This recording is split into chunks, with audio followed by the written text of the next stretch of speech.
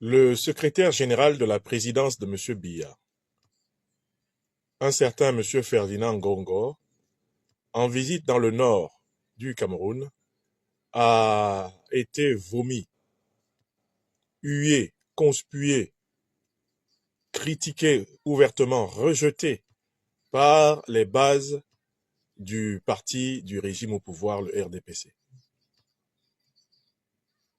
Cet événement, qui se déroule donc en ce mois de février 2025 dans le Nord, est prémonitoire des scènes qui vont être observées sur la totalité du territoire camerounais.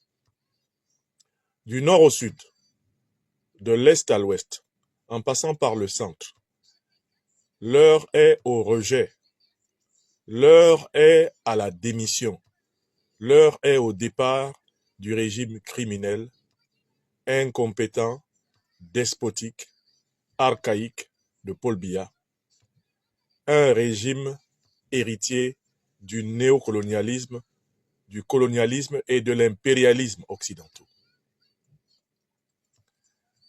Vivement que toutes les Camerounaises et tous les Camerounais du pays et du monde entier se joignent à nos frères et sœurs du Nord dans cet acte courageux.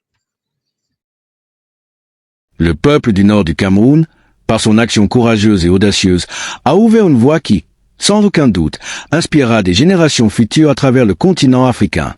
Leur rejet ferme d'un régime oppressif et incompétent a servi de symbole fort de résistance, mais également de libération pour l'ensemble du Cameroun, par extension, pour toute l'Afrique. Les déclarations du professeur Franklin Nyamsi, lors de son analyse des événements qui ont secoué cette région en février 2025, sont riches d'enseignements pour ceux qui cherchent à comprendre non seulement les luttes actuelles, mais aussi comment une société, un peuple ou même un individu peut aspirer à une qualité de vie plus élevée, plus juste et plus souveraine. À travers cette analyse critique et objective, nous explorons plus de 10 conseils pratiques détaillés, inspirés par ces événements, pour améliorer la qualité de vie des citoyens africains, en particulier ceux du Cameroun, mais également ceux des autres pays du continent. Le premier conseil que l'on pourrait extraire de cet événement est celui de la ** réflexion critique et du rejet de l'idéologie dominante ***.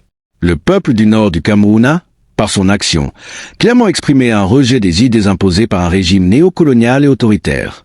Une des premières étapes vers une meilleure qualité de vie est de refuser de se soumettre passivement à des idéologies ou des pratiques qui ne servent pas les intérêts de la population. L'individu, qu'il soit africain ou non, doit apprendre à questionner, à se libérer des narratives imposées par les puissances politiques et économiques dominantes et à construire son propre chemin vers une vie plus épanouissante, en accord avec ses principes et ses valeurs. Deuxièmement, il est essentiel d'adopter une ** mentalité de solidarité et de coopération communautaire ***. Ce qui s'est passé au Cameroun, dans la ville du Nord, nous rappelle que la solidarité collective est souvent la clé de la libération. Les peuples du Nord se sont unis pour rejeter le système, et ce modèle d'unité peut être reproduit à d'autres échelles. La qualité de vie s'améliore considérablement lorsqu'une communauté se soutient mutuellement, échange des ressources, partage des savoirs et s'efforce d'améliorer la condition de chacun. L'individu ne doit pas se contenter de lutter pour son bien-être personnel, mais pour celui de la collectivité, car c'est à travers cette collaboration que des changements durables peuvent émerger. Le troisième conseil porte sur la ** démocratie participative et la responsabilisation citoyenne ***. La révolte du peuple du Nord contre un régime autoritaire est également un appel à une forme plus directe de participation des citoyens aux affaires publiques. Cela implique de ne pas seulement attendre un changement de haut en bas, mais d'agir activement dans son environnement, que ce soit au niveau local ou national. La qualité de vie ne dépend pas uniquement des décisions prises par les gouvernements, mais aussi de la manière dont chaque citoyen peut s'impliquer, évaluer et influencer les politiques qui les affectent.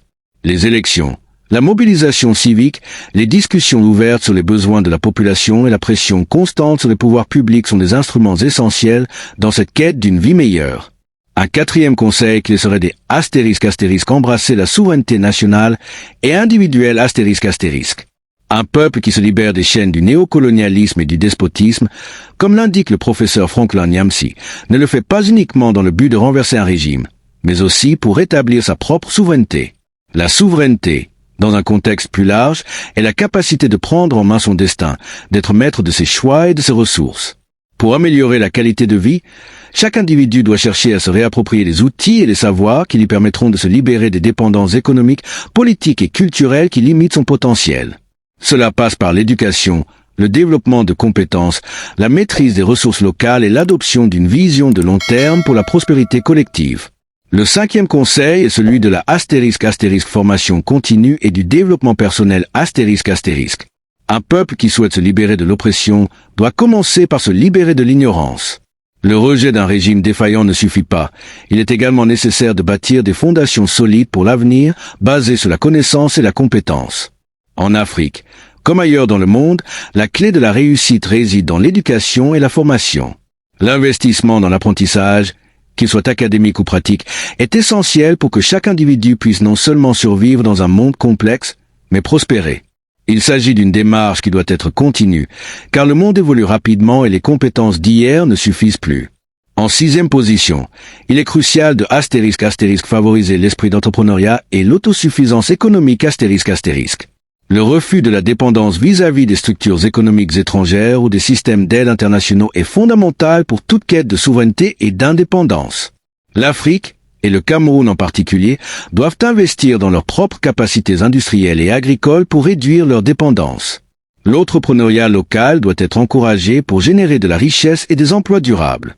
Pour améliorer la qualité de vie, il est donc important de soutenir l'innovation, la créativité et la recherche de solutions économiques autochtones qui répondent aux besoins spécifiques des populations locales.